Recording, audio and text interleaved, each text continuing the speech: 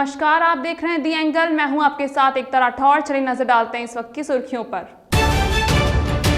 गुजरात मंत्रिमंडल का हुआ विस्तार, रूपाणी के सभी मंत्रियों की हुई छुट्टी, 24 नए विधायकों ने ली मंत्री पद की शपथ। राजस्थान कांग्रेस प्रभारी अजय माकन का बयान, सीएम गहलोत की तबीयत ठीक होती तो अब तक हो चुका होता मंत्रिमंडल का विस्तार। एनसीआरबी की रिपोर्ट में दुष्कर्म में नंबर 1 पर आया राजस्थान, प्रदेश भाजपा ने राज्य सरकार को घेरा, कहा प्रदेश में कानून व्यवस्था है क्वारंटाइन। श्रम मंत्री टीकाराम जूली का भाजपा पर पलटवार, भाजपा का काम केवल धर्म के नाम पर लोगों को लड़ाना। विश्व में कोरोना का कहर कम होने का नाम ही नहीं ले रहा है। रूस में कोरोना की चपेट में आए राष्ट्रपति व्लादिमीर पुतिन ने बड़ी जानकारी देते हुए बताया कि उनके नजदीकी दर्जनों लोग कोरोना वायरस से संक्रमित हैं। पुतिन ने मॉस्को के नेतृत्व वाले सुरक्षा गठबंधन की एक वर्चुअल बैठक में कहा कि जैसा कि आप जानते हैं, मेरे आसपास रहने वाले लोगों में कोरोना संक्रमण का पता चला था। इनकी संख्या सिर्फ 1 या 2 नहीं बल्कि दर्जन है। बता दें कि बीते दिन पुतिन ने कुछ करीबियों से कोरोना वायरस की पुष्टि हुई थी। इसके बाद उन्होंने खुद को आइसोलेट करने का फैसला किया था। उन्होंने सभी से सतर्कता बरतने की अपील की है। गुजरात में आगामी विधानसभा चुनाव के मद्देनजर सभी पुराने मंत्रियों की छुट्टी कर दी गई है। भूपेंद्र मंत्रिमंडल में कुल 24 विधायकों ने मंत्री पद की शपथ ली है, जिनमें सभी चेहरे नए हैं।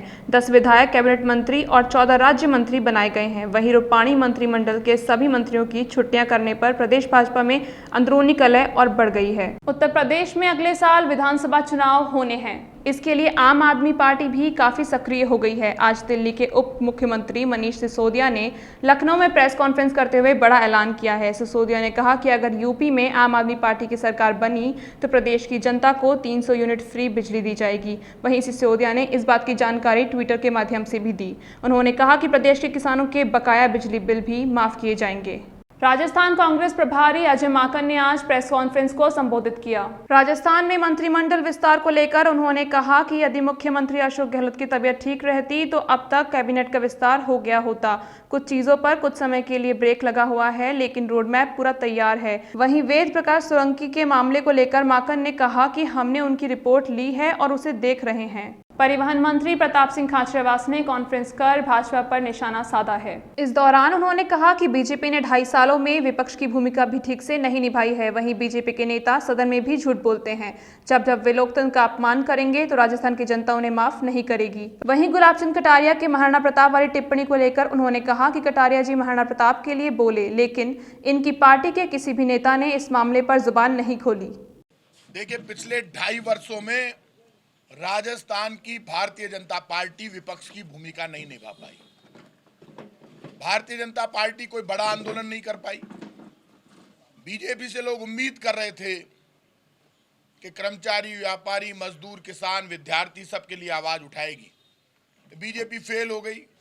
कोरोना संकट में बीजेपी के तमाम नेता, बीजेपी के तमाम एमपी, बड़ी बड़ी बातें करने वाले ये राष्ट्रीय नेता जो बनते हैं, वो कहीं दिखाई नहीं दिए। मैं 34-35 बार कोरोना मरीजों से मिलने के लिए अस्पतालों में गया, आपने भी देखा। मुझे कहीं अस्पतालों में बीजेपी और आरएसएस के लोग नजर नहीं आए। एनसीआरबी की रिपोर्ट के मुताबिक राजस्थान दुष्कर्म के मामले में देश भर में सबसे ऊपर, जिसके बाद राजस्थान में सियासी उबाल भी आ गया है। नेता प्रतिपक्ष गुलाब चंद कटारिया ने कहा कि जो रिपोर्ट आई है वो आंकड़ों पर आधारित है। किसी अन्य राज्य में अपराध की क्या स्थिति है, ये तुलना करने के बजाय हमें अपने यहाँ अपराध कैसे कम हो उस पर ध्यान देना चाहिए। जब तक प्रदेश सरकार राजस्थान की महिलाओं की पीड़ा को अपनी पीड़ा समझकर अनुभव करेगी, तभी सुनिश्चित रूप से इस भयानक स्थिति से उबरा जा सकता है। वहीं भाजपा प्रदेश अध्यक्ष सतीश पूनिया ने राज्य सरकार को घेरते हुए कहा कि अशोक गहलोत सरकार के झगड़े से देश दुनिया में राजस्थान की छवि धूमिल हो रही है। लोगों का व्यवस्था से, शासन से भरोसा उठ रहा है। मुख्यमंत्री पर तंज कसते हुए पूनिया ने कहा कि राज्य में आमजन, महिलाएं, बहन बेटियां, व्यापारी इत्यादि कोई भी सुरक्षित नहीं है। कानून व्यवस्था भी क्वारंटाइन है। सांसद बाबा बालकनाथ का तालिबान वाला बयान इन दिनों सुर्खियों में है। इस पर श्रम मंत्री टीकाराम जूली ने पलटवार किया है। जूली ने कहा कि अलवर में जितने भी अपराध हो रहे हैं उसके लिए जिम्मेदार यूपी और हरियाणा है। इसे रोकने की जिम्मेदारी भाजपा की है। उन्होंने कहा कि भाजपा की सरकार का क्राइम पर कोई कंट्रोल नहीं है। वहां के बदमाश राजस्थान में आकर घटनाएं कर रहे हैं। उन्होंने कहा कि भाजपा का काम केवल धर्म के नाम पर लोगों को लड़ाना है। लोग परेशान हैं, महंगाई आसमान छू रही है, पेट्रोल व अन्य चीजों के दाम बढ़ रहे हैं, लेकिन इस पर कुछ नहीं हो रहा। मुख्य सचेतक और हवा महल विधायक डॉक्टर महेश जोशी ने एक अलग मिसाल पेश की। गुलाबी नगरी की खूबसूरती और हेरिटेज संरक्षण के प्रति गंभीरता दिखाते हुए डॉक्टर महेश जोशी ने परकोटे में लगे अवैध बैनर, पोस्टर और होर्डिंग हटाने की आज शुरुआत कर दी है। वहीं उन्होंने नगर निगम प्रशासन को भी संपत्ति विरूपण अधिनियम के तहत शहर भर में अभियान चलाने के निर्देश दिए हैं। उदयपुर में एक बार फिर नेता प्रतिपक्ष गुलाबचंद कटारिया के खिलाफ प्रदर्शन हुआ है। सर्व समाज और राजपूत समाज ने यह प्रदर्शन किया है। इस दौरान बीजेपी नेता प्रतिपक्ष गुलाबचंद कटारिया जी के निलंबन का संकल्प लिया गया। वहीं इस दौरान गुलाबचंद कटारिया को लेकर समुदाय विशेष के लोगों ने कहा कि जब तक विदाई नहीं तब तक ढिलाई नहीं। 20 सितंबर को एक बार फिर बेरोजगार हुंकार भरेंगे। राजस्थान बेरोजगार एकीकृत महासंघ ने यह निर्णय लिया है। इस दौरान एएसआई भर्ती 2021 पेपर लीक नकल प्रकरण की घटनाओं को लेकर एसओजी से जांच कराने की मांग करेंगे। वहीं फर्जी डिग्री, डमी अभ्यर्थी और नकलचियों के खिलाफ सरकार से सख्त कानून बनाने की मांग भी करेंगे। बाड़मेर जिले में लगातार 2-3 महीनों से बायोडीजल का अवैध व्यापार चल रहा है। इसको लेकर जिले के पेट्रोल पंप संचालक पुलिस से लेकर कलेक्टर तक शिकायत कर चुके हैं, लेकिन यह व्यापार रुकने का नाम नहीं ले रहा। इसके विरोध में पेट्रोल पंप संचालकों ने आज सरकारी वाहनों में उधार पेट्रोल डीजल डालने से मना कर दिया। इसी के साथ 25 सितंबर से अनिश्चितकालीन हड़ताल पर जाने की चेतावनी दी है। संचालकों की मांग है कि अवैध रूप से बायोडीजल की बिक्री बंद की जाए और पेट्रोल पंप पर बायोडीजल बेचने की अनुमति दी जाए। मैं captain Jodharam, Jasnath petroleum, BPCL Uttarlai road, Barmer. हमारी ये संघर्ष समिति है जो कि मुख्य 2 मांगों को लेकर आई है। एक तो बायोडीजल की बिक्री बंद की जाए और दूसरा बायोडीजल की परमिशन पंपों पे बेचने की अनुमति दी जाए। इसके अंदर ये है कि जो बायोडीजल बाज़ार में बिक रहा है वो ओरिजिनल बायोडीजल ना होकर के गाड़ियों को ख़राब करता है। कई तरह के नुकसान होते हैं जिसमें राज्य सरकार को, केंद्र सरकार को जीएसटी का नुकसान होता है।